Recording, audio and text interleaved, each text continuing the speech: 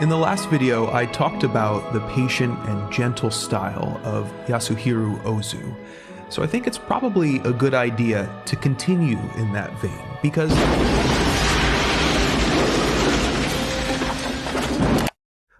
sorry about that. Anyway, as I was saying, the thing about Ozu is that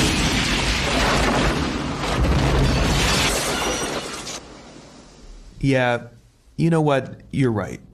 Let's talk about John Woo.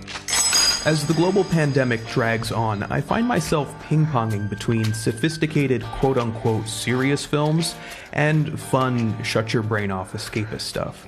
But the more I go back and forth, the more that distinction seems stupid. Serious films can be fun, and escapist films can be sophisticated. In fact, I probably spend more time thinking about technique when I'm watching blockbusters, and this is especially true when an action set piece really hits me, which is not all that common. Like, I think I was one of the few who wasn't really excited by this knife fight scene in John Wick 3. Now, while I give a million props to the fight choreographer, the stuntmen, and Keanu, who are all doing incredible work to pull this off, the impacts feel kinda weightless to me.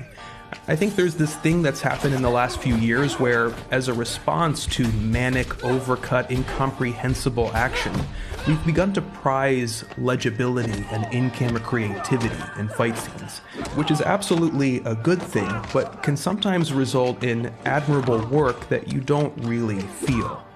And that's the point with action and violence. You should feel it, and editing, even rapid editing when done right, can be an important tool to achieve that.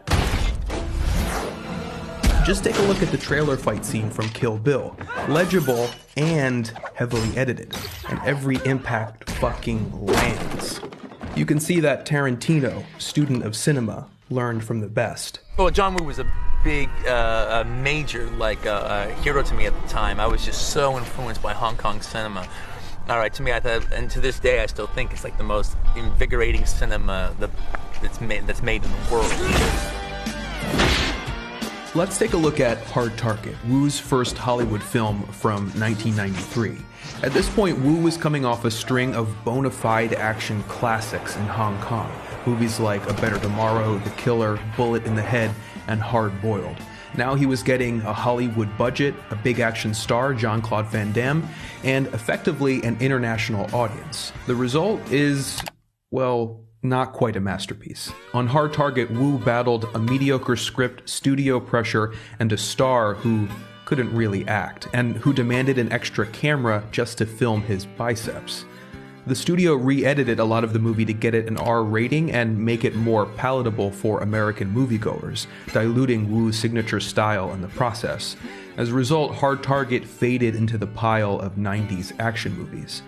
But a quarter century later, it more than deserves another look. This movie is, without question, an underrated gem. It has tons of flaws, yes, but its action scenes are absurdly creative. If anything, they've grown more impressive over time, as it becomes clear what a singular talent Woo was and is. The thing he's probably best known for is his use of slow motion, the way he weaves it into his highly kinetic sequences like an expert composer. They give his action a lyrical, balletic quality that's thrilling to watch. It's a technique he learned from filmmakers like Kurosawa and Arthur Penn, but especially from Sam Peckinpah.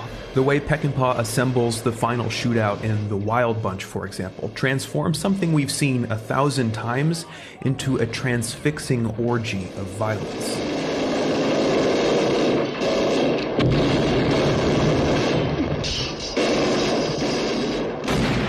Woo refines Peckinpah's technique. For him, the dilation of time isn't just a matter of texture. It becomes a tool to heighten the experience of impact.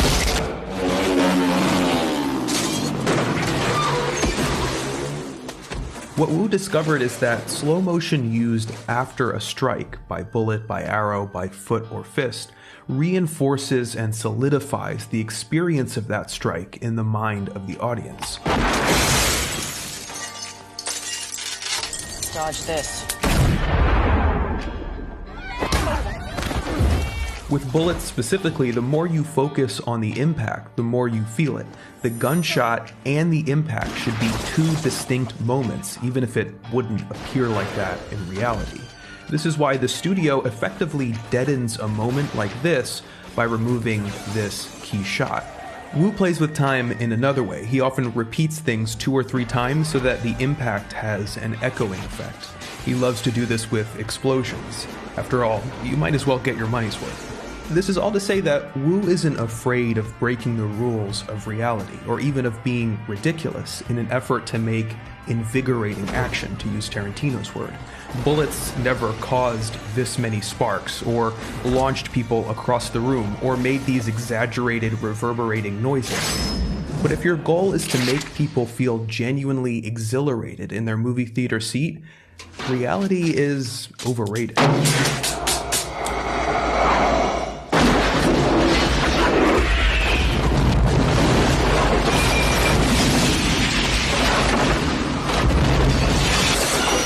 Woo has a musical style, but the symphony he conducts is designed to isolate visceral moments of impact and carry the viewer, even in the most chaotic scenes, from one to the next without triggering exhaustion. That's hard to do. It's not enough to set off a big explosion. We've all seen explosions that are not explosive. Here's one with Wilford Brimley on a horse that is.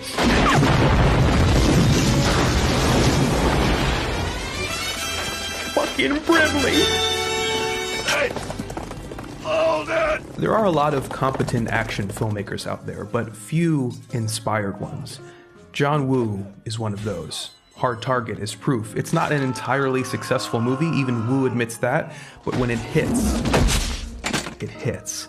Courtesy of 1993, this is some good, sophisticated fun for a long pandemic summer.